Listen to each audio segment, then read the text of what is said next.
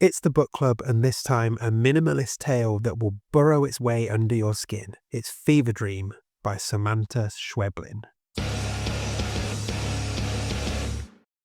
Hi everyone, welcome back to my channel. I'm Dave Musson at Dave Musson on Instagram, and this is a place where normally I talk to you about Stephen King, but in this spin-off series I recommend great books to you. Yes, this is the book club where I come and tell you about books that I've enjoyed that I think you will too.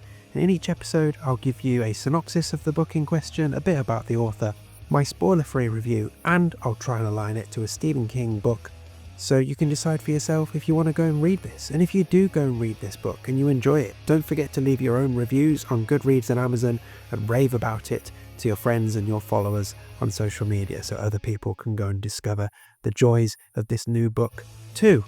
And other things you can do. There's Train. Other things you can do in that spirit of celebrating others.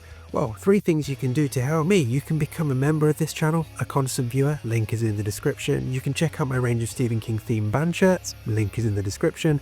And you can pick up my collection of short stories, Once More Around the Sun, link is in the description. That train is still going past. Train! So this time I'm talking about a beautiful and harrowing story called Fever Dream by Samanta Schweblin, which was first published in Spanish, the author is Argentinian, in 2014 and was then translated by Megan McDowell and published in English in 2017. So let's get into this and give it the book club treatment. Okay, synopsis for you. Experience the blazing, surreal sensation of a fever dream.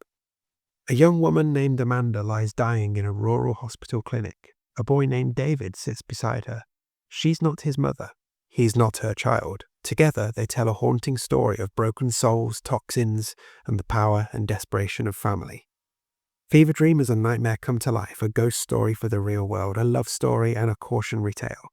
One of the freshest new voices to come out of the Spanish language and translated into English for the first time, Samanta Schweblin creates an aura of strange psychological menace and otherworldly reality in this absorbing, unsettling, taut novel.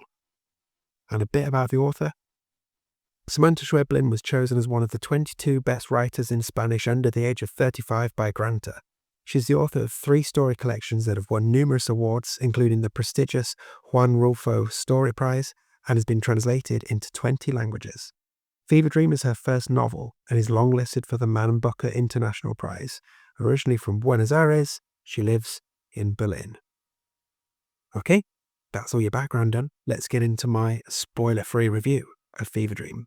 So here's the quote from the book that I'm going to be taking away with me and will stick with me forever. Sooner or later, something terrible will happen. And that kind of sums up the book's attitude towards parenting, and it resonated with me an awful lot. Never have I been so gripped by such a sparse, minimal novel. When I first picked this book up, I intended to read like 30 pages before I went to bed that night. Next thing I know, I looked up, saw it was way past my bedtime, and I was 90 pages in, and I basically finished the book in one other sitting. It hooked me from the start and kept me all the way through.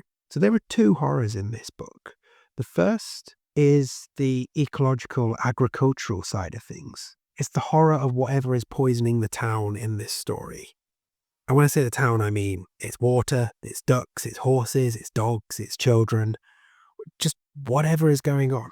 This book is a scorning look at what we are doing to our planet and comes from a place of real knowledge from this author, from her native Argentina, where things are particularly bad and, well, nobody's seemingly doing anything about it.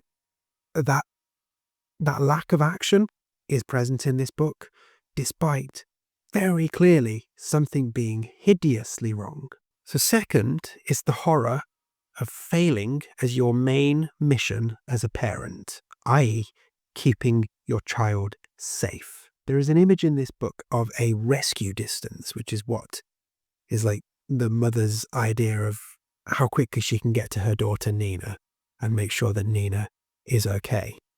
And every time that image comes up, it makes you more and more and more tense. And you're just breathless as to what is going to happen. honestly, that whole idea was heart-stopping for me. It hooked its fingers into my brain, and it just made everything tingle, and not in a good way. What I was really impressed with here was how propulsive a read this is. I've mentioned this is a minimalist novel, and it's set out as a conversation. There are no chapter breaks, nothing to mark it into sections or anything like that. It's just a back and forth conversation. And the prose that Megan McDowell has ended up with in her translation is really crisp, really slick, and it just keeps you moving. Like I said, I breezed through 90 pages like it was nothing. And those lack of breaks just make it difficult to take your eyes away. And then we've got the actual story itself, which is swirling, confusing, and appropriately feverish. It just makes you want to know what in the hell has happened and what in the hell is going to happen. So when it comes to comparing this to a Stephen King book, not easy. But what I've come up with, for reasons that I guess will become clear when you read the book, is sort of Pet Sematary crossed with the life of Chuck.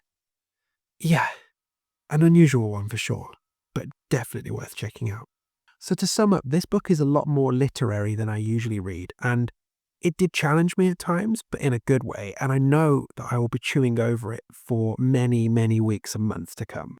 But as it stands right now, having very recently read it, I'm thoroughly impressed by the book, and I'm thoroughly chilled by it. Just so unsettling, so unnerving for such a small thing. It packs a real punch. And that central idea of parenting basically being just an entire lifetime spent waiting for a terrible moment to happen. Yeah, I'm not going to be shaking that anytime soon. It's so bleak and so harrowing.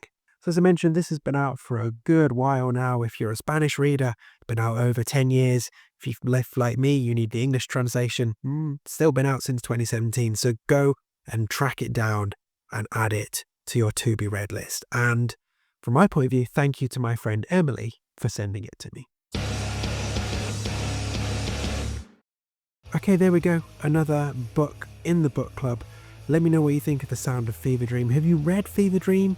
Did you read the Spanish version? Did you read the translation? What did you think of it? Did it haunt you as much as it haunted me? Let me know. And if you do go and check this book out and you enjoy it, don't forget to review it on Amazon and Goodreads and to rave about it on your own social media channels. Tell a friend, do all of that stuff, get other people reading it. I think it's a cracking little book. And yeah, if you're anything like me, it will burrow its way in and won't leave you for a very long time.